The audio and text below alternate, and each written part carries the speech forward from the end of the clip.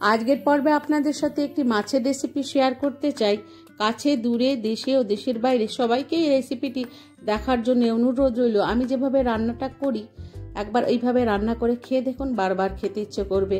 আমি সুপ্রিয়া, আমার এই ছোট্ট চ্যানেলে আপনাদের সবাইকে স্বাগত জানাই। আশা করি সবাই সুস্থ আছেন, ভালো আছেন। প্রথমে একটি মশলার জন্য প্রিপারেশন করে নেব। দুটো পেঁয়াজ, আদা, রসুন, শুকনো লঙ্কা ও টমেটো একটু জলে সেদ্ধ করে নেব।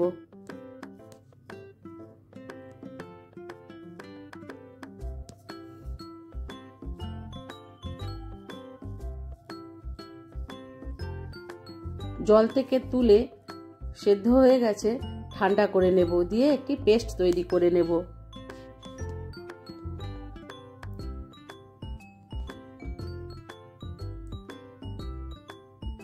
এখানে আমি আর মাছ 750 কাটা ও মাছ করে নিয়েছি।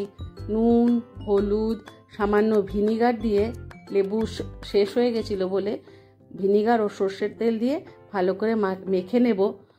এই ভিনিগার বা লেবুর রস থাকলে মাছের যে গন্ধটা আছে সেই গন্ধটা কেটে যাবে।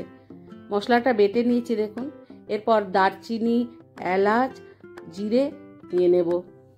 কড়াইতে তেল দিয়ে তেল গরম হয়ে গেলে মাছের টুকরোগুলো দিয়ে মাছগুলোকে সবগুলো মাছই লাল করে ভেজে তুলে নেব। যারা ইউটিউব থেকে দেখছেন তারা আমার চ্যানেলটিকে সাবস্ক্রাইব করে নেবেন। ফেসবুক থেকে দেখলে পেজটিকে ফলো করে নেবেন এবং বন্ধুদের মধ্যে শেয়ার করে দিয়ে একটি লাইক দিতে ভুলবেন না। সমস্ত মাছ ভেজে নেওয়ার পর ফোড়ন দিয়ে দেব জিরে, তেজপাতা, দারচিনি, এলাচ। ফোড়নটা হয়ে গেলে বেটে রাখা মশলা দিয়ে দেব। মশলার বাটি ধোয়া জলটাও দিয়ে স্বাদ মতো নুন, 1 চামচ হলুদ দিয়ে দেব। এরপর নেড়ে চেড়ে নেব। একটি ঢাকনা দিয়ে ঢাকা দিয়ে দেব। কিছুক্ষণ পর ঢাকনা খুলে আবারও নেড়ে চেড়ে দেব। এইরকমভাবে আমি অফ ক্যামেরাতেও 2-1 বার ঢাকনা খুলে নেড়ে চেড়ে দিয়েছি। জলটা টেনে এসছে। এরপর ভাজা মশলা একটু দিয়ে দেব, দিয়ে মশলাটাকে বেশ ভালোভাবে কষিয়ে নেব।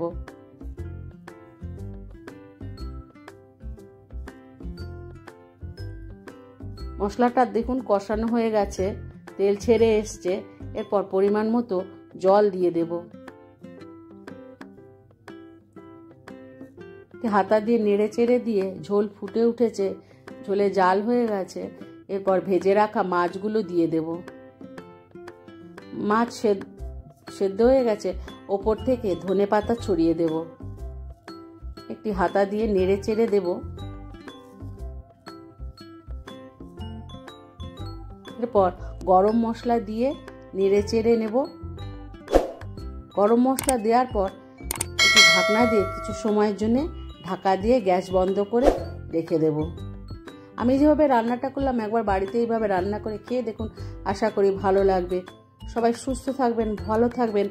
দুর্গাপুজোর আগাম প্রীতি শুভেচ্ছা জানিয়ে পরবর্তী রেসিপি দেখার জন্য আমন্ত্রণ রইল। ধন্যবাদ।